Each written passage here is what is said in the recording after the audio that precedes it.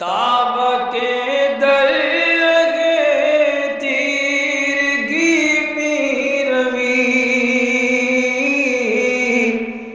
بہر توبہ درائے شباب غوی بشنو از گوش دل مثنوی مانوی در رہے صدق برتا مسمم شوی بشنو از گوش دل مثنوی مانوی در رہے صدق برتا مسمم شوی۔ بسم اللہ الرحمن الرحیم، الحمدللہ رب العالمین، والصلاة والسلام علی سیدنا مولانا محمد ہادی الامم وعلی آلہ واصحابہ اجمعین، اما بعد۔ گزشتہ ہم پڑھ رہے تھے، 3 لوگوں کا ذکر ہوا تھا۔ ایک اندھا جس نے دیکھ کر بتایا، ایک بہرا جس نے سن کر بتایا، اور ایک ننگا جس کے جسم پر کپڑے نہیں تھے، اس نے اپنے دامن کی فکر کی۔ تو یہ بڑی عجیب و غریب بات تھی کہ بغیر کپڑے والے کو دامن کی فکر کیوں ہوئی، آنکھ والا دیکھنے کے قابل کیسے بنا، اور بہرا سننے کی دعویداری کیسے کرتا رہا۔ تو آپ اس کا ذکر کرتے ہوئے آج جو بات بیان کریں گے وہ ان تینوں باتوں کی شرح ہے۔ اس کے پیچھے کیا ہے، اندھے کا دیکھنا، بہرے کا سننا، اور ننگے کا اپنے کپڑوں کی فکر کرنا، یہ حقیقت میں کیا ہے، اس کی شرح کی جائے گی۔ کر عمل را داں کہ مرگ ما شنید، مرگ خود نشنید و نقل خود ندید۔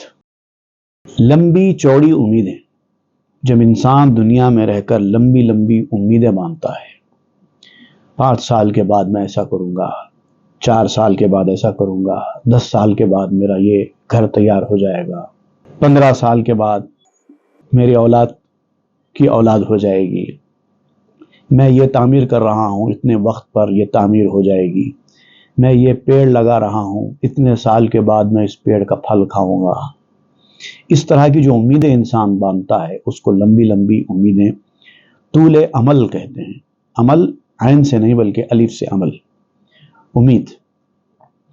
تو آپ اس کا ذکر کرتے ہوئے فرماتے ہیں کہ بہرا سن رہا ہے کا مطلب یہ ہے کہ انسان اصل میں بہرا ہے لیکن سننے کی باتیں بڑی کر رہا ہے۔ انسان جانتا ہے کہ دنیا میں کسی کا بھروسہ نہیں ہے، لوگوں کو اپنی آنکھوں کے سامنے مرتے ہوئے دیکھ رہا ہے۔ اچھا خاصا صحت مند آدمی آج آپ کے ساتھ بیٹھ کر ہنستا بولتا باتیں کرتا ہوا دکھائی دیتا تھا، وہ کل مر چکا۔ ایسے کئی واقعات لوگوں نے اپنی آنکھوں سے دیکھے، اپنے کانوں سے سنے، لیکن اپنی موت کے بارے میں بے فکر ہے۔ اس کی مثال بالکل ایسے ہی ہے جیسے بہرا آدمی سننے کی دعویداری کرتا ہو، اپنے موت کی خبر نہیں سنتا۔ ساری دنیا کی موت کی خبر سنتا ہے، اپنی موت کی خبر نہیں سنتا، اور اپنے منتقل ہونے کی جو حقیقت ہے اس کے بارے میں غور نہیں کرتا۔ یہ ہوتا ہے بہرے کا سننا۔ ہرس نابیناست بیند مو بمو، عیب خلقاں او بے گویت کو بکو۔ کہا جاتا ہے نا کہ لالچ اندھا ہوتا ہے۔ جو انسان کسی چیز کی لالچ میں تمام اپنی زندگی گزارتا ہے تو اس کو حاصل کرنے کے لیے جو حرکتیں وہ کرتا ہے وہ اندھوں کی طرح کی حرکتیں ہوتی ہیں۔ دنیا کو بال بال دیکھتا ہے، ایک ایک چیز کی اصلیت حقیقت پر برابر نظر ڈالتا ہے۔ اگر کسی انسان کو انویسٹ کرنے کے لیے کہا جائے کہ بھائی آپ 2 لاکھ روپے انویسٹ کر دیجئے، 10 سال کے بعد یہ 2 لاکھ 2.25 لاکھ ہو جائیں گے، تو وہ نہیں کرتا۔ وہ کہے گا 10 سال کے بعد 2 لاکھ 2.25 لاکھ ہوں گے تو کون سا بڑا تیر مار لیا گیا ہے، کیا پروفٹ ہو؟ حالانکہ پروفٹ تو ہے نا، 2 کے 2.25 ہو رہے ہیں، لیکن وہ مانتا نہیں کیونکہ 10 سال کا عرصہ بہت لمبا ہے۔ اتنی نزاکت کی سوچ رکھنے والا، دنیا کی حقیقتوں کو بال بال دیکھنے والا، بال کی کھال نکالنے والا، ایسا ذہن رکھنے والا انسان جب ہرس اس کے اوپر طاری ہوتی ہے تو وہ اندھا ہو جاتا ہے۔ اور اسی ہرس کے اندھا ہونے کا جو معاملہ ہے، اس سے بعض سمجھدار لوگ استفادہ کر کے لوگوں کو لالچ بتا کر اپنی طرف کھینچتے ہیں۔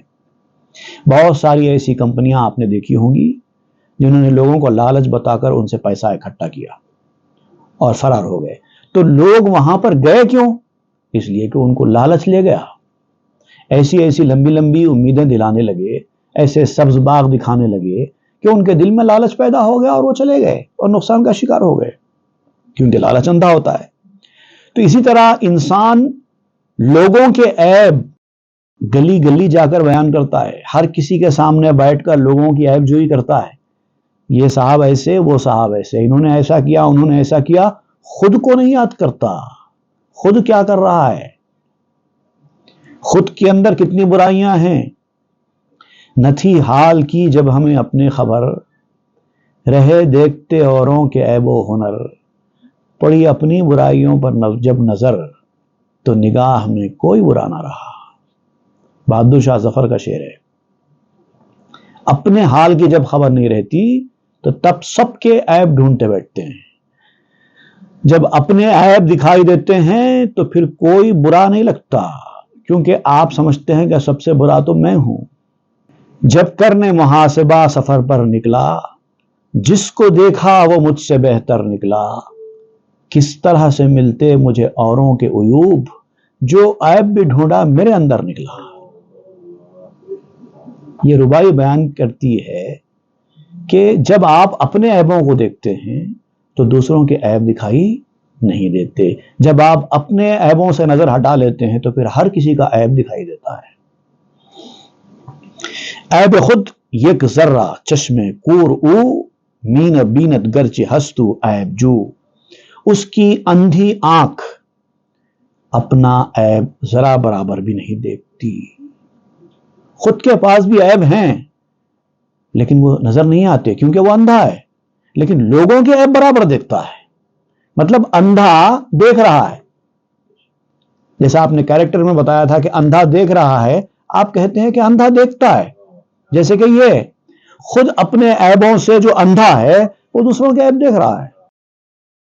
اور می ترست کے دامانش برند، دامن مرد برہنہ کے درند، اور ننگا ڈرتا ہے کہ کہیں کوئی اس کا دامن نہ کاٹ لے۔ جس کے کپڑے ہی نہیں ہیں اس کو خوف ہے اس کا دامن کٹ جانے کا، حالانکہ ننگے انسان کا دامن کب پھاڑا جاتا ہے؟ اس کا دامن ہوتا ہی نہیں ہے نا، پھاڑتے کہاں سے؟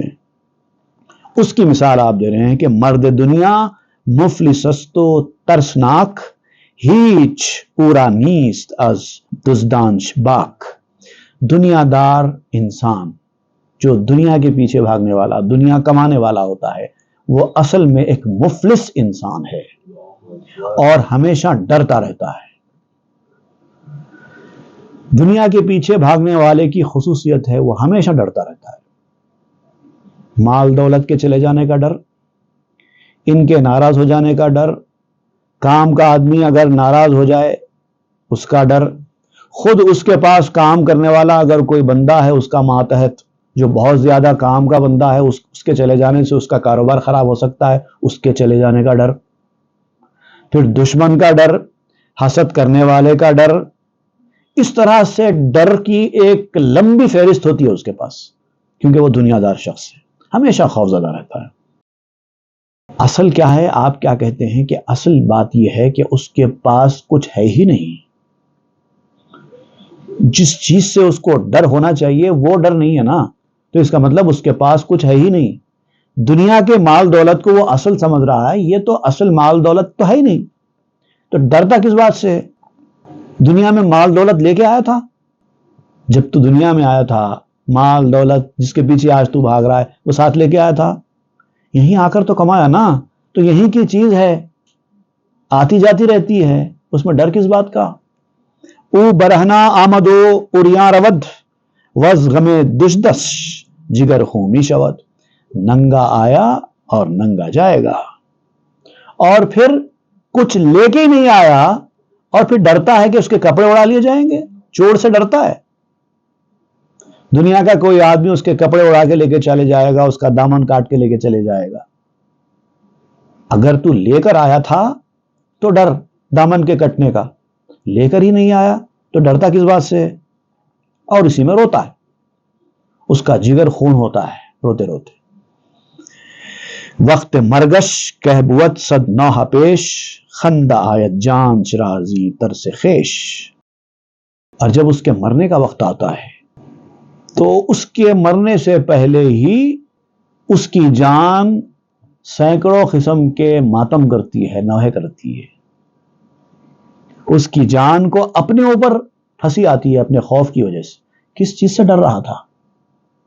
دنیا میں خالی ہاتھ آیا، اب خالی ہاتھ جانے والا ہے، تو بیچ میں آپ جس چیز سے ڈر رہے تھے ایسا ہو جائے گا ویسا ہو جائے گا، تو مرتے وقت آپ خود اپنے ڈرنے سے ہنسیں گے، ہنسی آئے گی آپ کو، میں کیا کر رہا تھا، کس چیز سے ڈر رہا تھا، جو چیز کبھی میری تھی ہی نہیں، میرے ساتھ رہے گی ہی نہیں، میں لے کے جاؤں گا ہی نہیں، اس چیز کے چلے جانے سے ڈرتا تھا میں۔ یہ تو ہنسی کی بات ہے۔ اس کی ایک مثال بھی آپ آگے دیں گے سمجھانے کے لیے اس موضوع کو۔ زماں دانت غنی کش نیست زر، ہم زکی دانت کے او بد بے ہنر۔ اس وقت دنیا کا مال اپنے پاس رکھنے والا جب جان کنی ہوتی ہے، موت کا وقت آتا ہے، تو اس کو پتا چل جاتا ہے کہ اصل میں اس کے پاس مال ہے ہی نہیں۔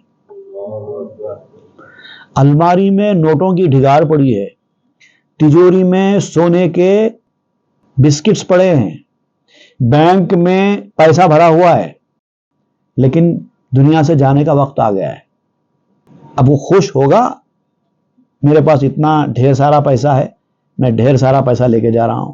نہیں، اس کو پتا چلے گا کہ جس کو میں اب تک دولت سمجھتا تھا وہ تو دولت ہے ہی نہیں۔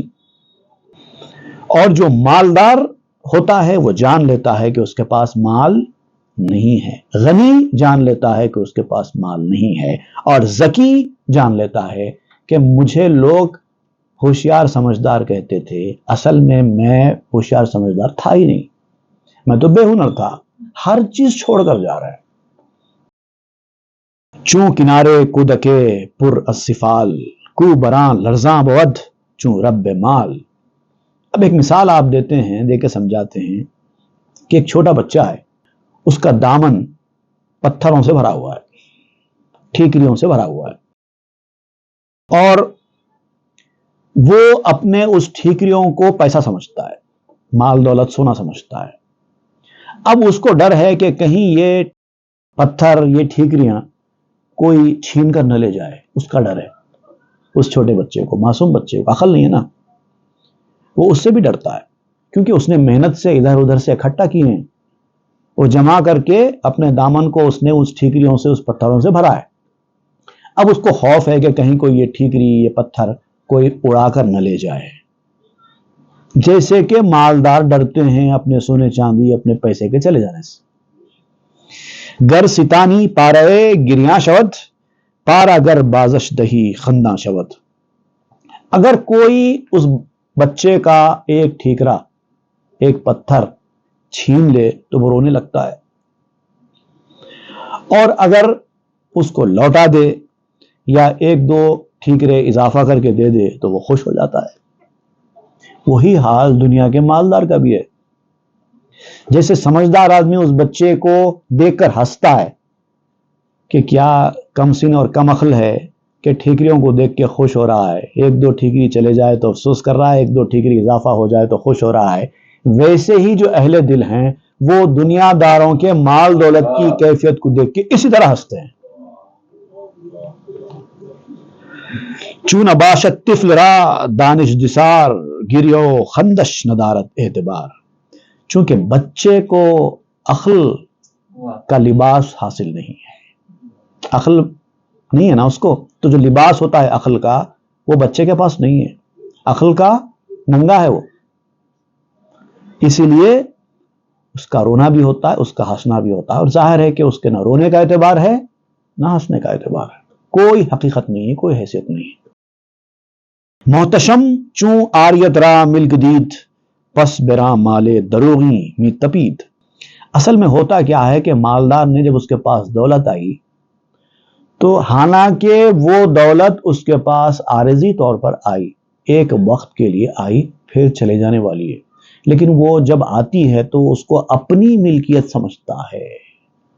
یہی ہے اصل وجہ رونے کی، ڈر کی، چلے جانے کے ڈر کی، اور اسی کے لیے تڑپتا ہے. وہ غلط مال ہے، اصلی مال نہیں ہے. بھئی وہ بے وفا چیز ہے نا جو انسان کے پاس ٹک کر نہ رہے، آتی ہے اور جاتی ہے، اس کی وفاداری کہاں سے مانی جائے گی؟ کچھ لوگ تو کہتے ہیں کہ پیسہ ہاتھ کا میل ہے، اسی لیے تو کہتے ہیں نا ٹکتا نہیں ہے، آتا ہے چلا جاتا ہے. خواب می بینت کہ اورا ہست مال، ترسدس دزدے کہ بر باید جوال. ایک اور مثال آپ دے رہے ہیں. ایک شخص ہے جو خواب میں دیکھ رہا ہے کہ اس کے پاس ڈھیر سارا پیسہ ہے، مال دولت اس کے اطراف بھرا ہوا ہے، اور وہ اس مال کو دیکھ کے خوش ہوتا جا رہا ہے. لیکن اندر ہی اندر اس کو ایک ڈر اور خوف بھی ہے کہ کہیں چور آ کے اڑا کر نہ لے جائے. چور سے ڈر رہا ہے خواب میں کہ کہیں کوئی چور نہ آ جائے اور میرا مال اڑا کے نہ لے کے چلے جائے. اس خوف کے مارے میں اس کا دل دھڑکنے لگا.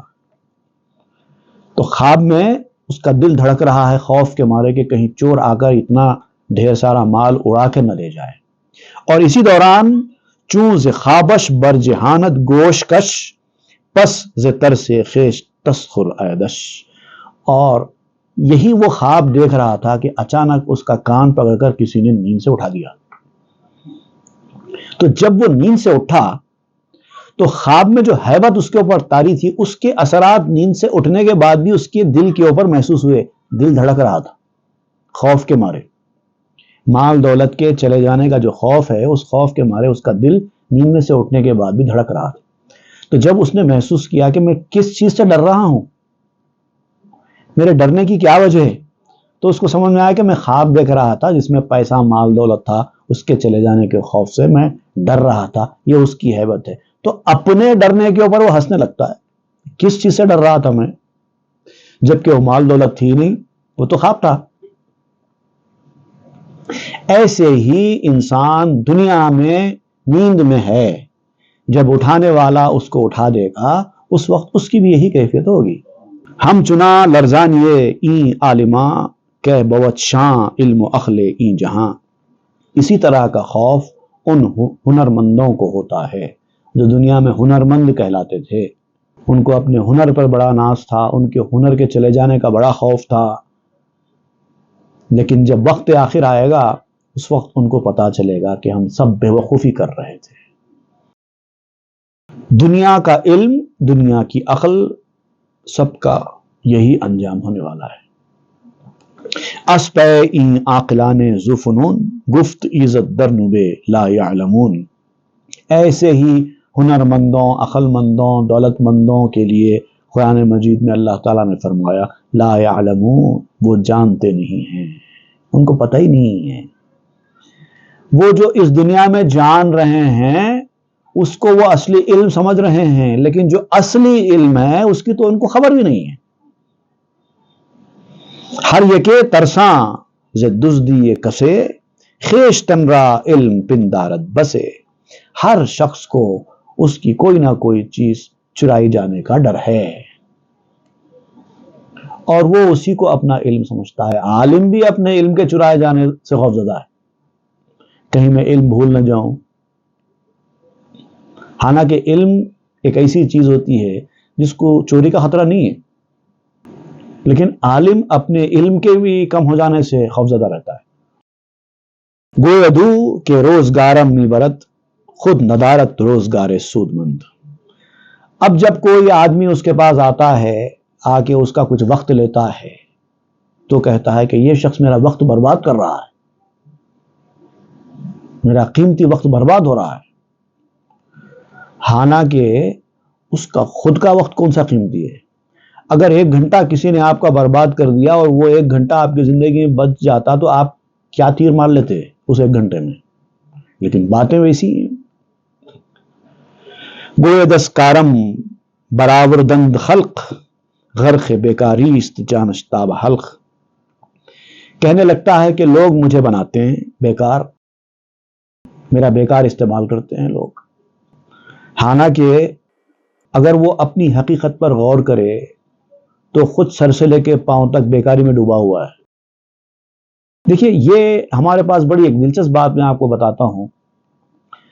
دو مقامات ایسے ہیں کہ انسان بڑا جلدی میں ہوتا ہے، ایک منٹ کا انتظار کرنا بھی اس کو تکلیف دہ ہوتا ہے۔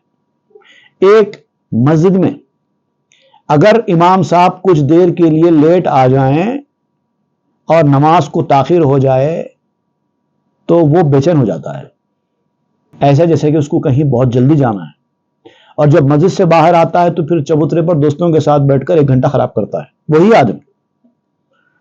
ابھی آپ اتنا جلدی میں تھے، ابھی کیا ہو گیا آپ کو؟ آپ ایسا کہہ رہے تھے کہ 10 منٹ لیٹ ہو گئی تو میرا ہزاروں لاکھوں کا نقصان ہو جائے گا، اس طرح کا ٹریٹمنٹ تھا، اور اچانک آپ کو کیا ہو گیا؟ دوسرا مقام ایسا ہے جہاں پر آدمی بہت جلدی میں ہوتا ہے، وہ ہے سڑک پہ،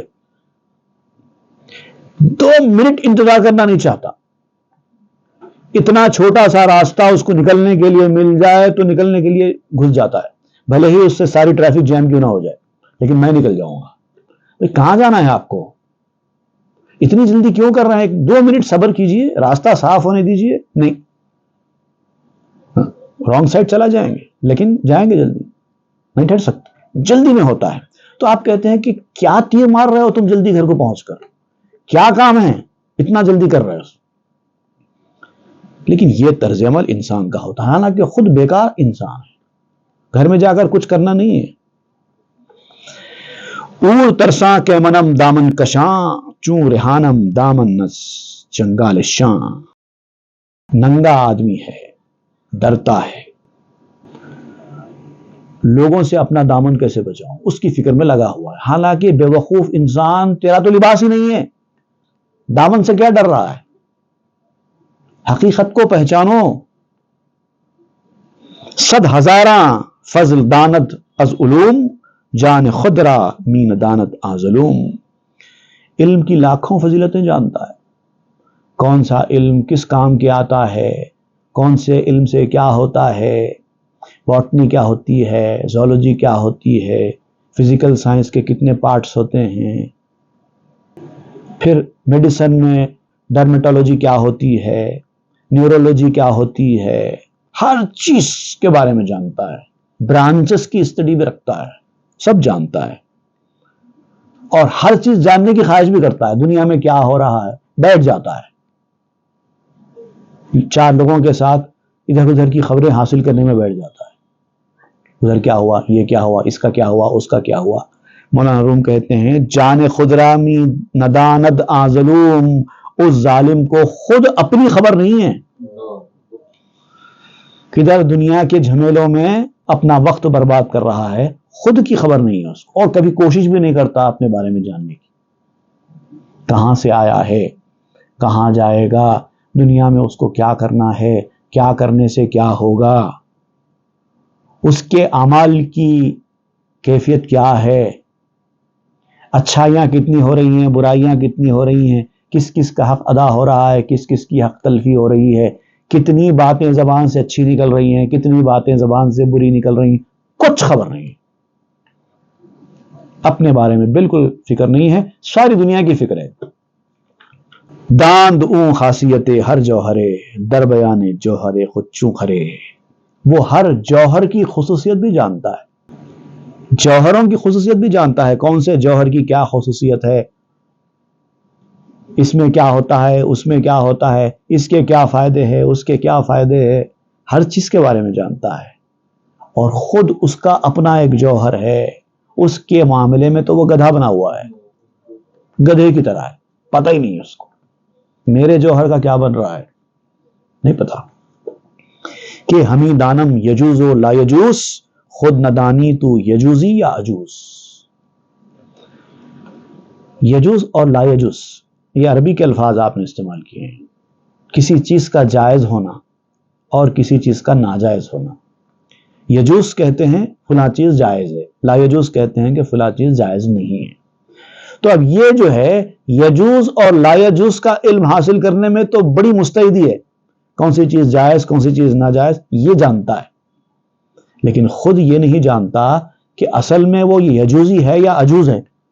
عجوز عربی زبان میں بڑھیا کو کہتے ہیں، یہ ردمک ورڈز آپ نے استعمال کیے ہیں. خود کی حقیقت کیا ہے، اندر سے کتنا بوڑھا ہو گیا ہے، اپنے اعمال کتنے خراب ہو گئے ہیں، اس کی بالکل فکر نہیں ہے. ای روا آ نا روا دانی و لیک، تو روا یا نا روائی بھی تو نیک.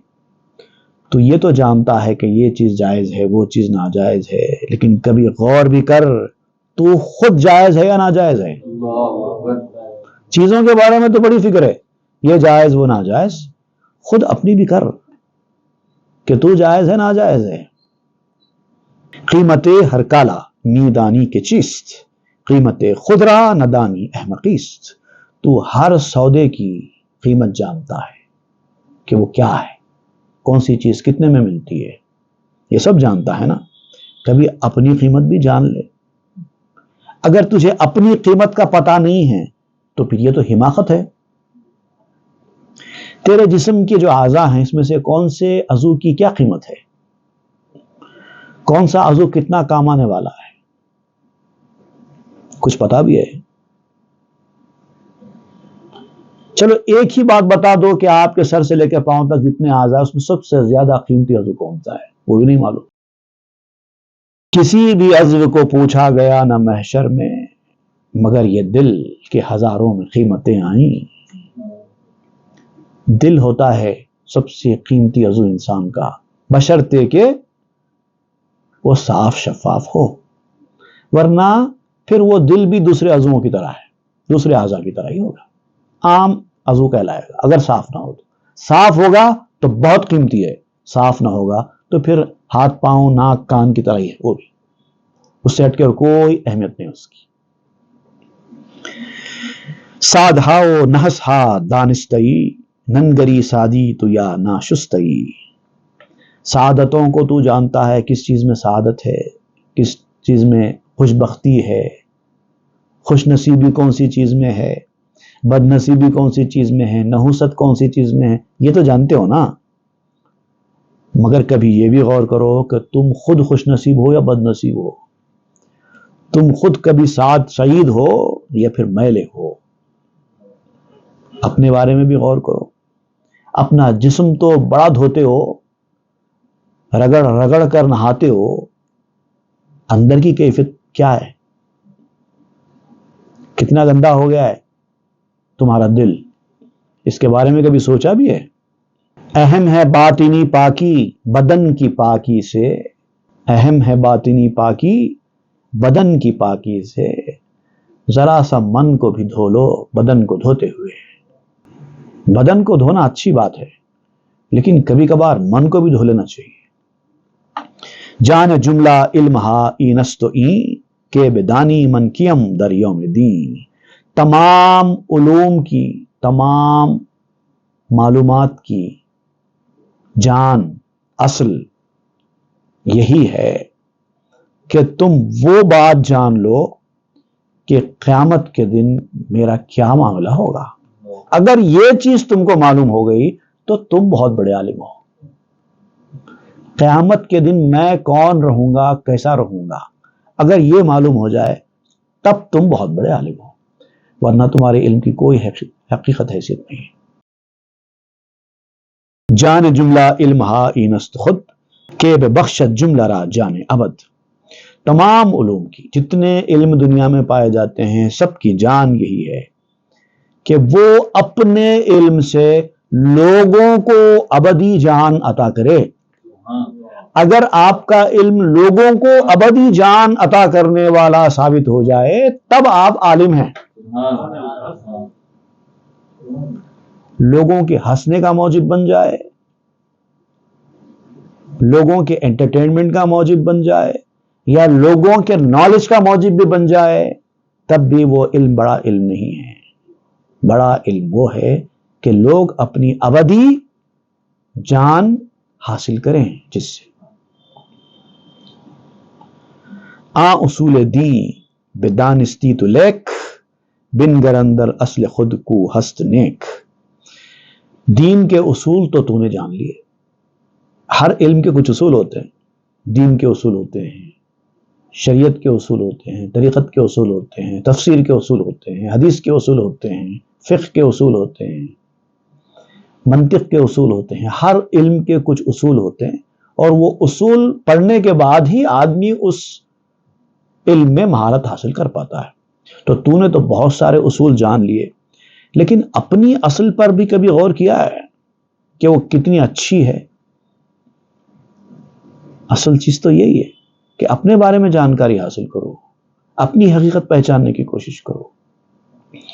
از اصولیت اصول خیش بہ کے بدانی اصل خود اے مرد مہ۔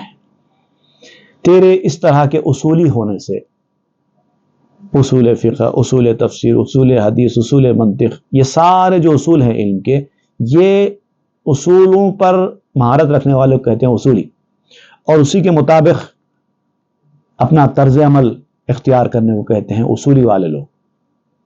وصولی کی بات نہیں کر رہا ہوں، اصولی۔ تو اصولی ہونے سے پہلے اپنے اصول جانو، اپنی اصل کو جانو۔ اگر تم اپنی اصل کو جاننے میں کامیاب ہو جاؤ گے تو پھر تم جو علم ہے، نافع علم، اس کے حامل بنو گے۔ ظاہر اصول نہیں ہے، اصل پہ جاؤ، حقیقت کو پہچانو، ظاہر پر مت رہو۔ اب اس کے بعد آپ یہاں پر پھر وہ اہل سبا کا واقعہ واپس لا رہے ہیں، جن کو اللہ تعالیٰ نے نہایت خوشحالی عطا کی تھی۔ ہر چیز اللہ تعالیٰ نے ان کو عطا کر دی تھی، اہل سبا، جن کا ذکر اس سے پہلے ہم کر چکے ہیں، لیکن انہوں نے ناشکری کا راستہ اختیار کیا، اور پھر ان کے ساتھ جو ہوا، ان کی ساری کہانی انشاءاللہ وہ بیان کی جائے گی، وہ انشاءاللہ ہم آئندہ درس میں پڑھیں گے۔ صلی اللہ تعالیٰ علی خیر سیدنا محمد وآلہ وصحبہ اجمعین والحمد للہ رب العالمین۔ تاب کے در لگے تیرگی میں روی،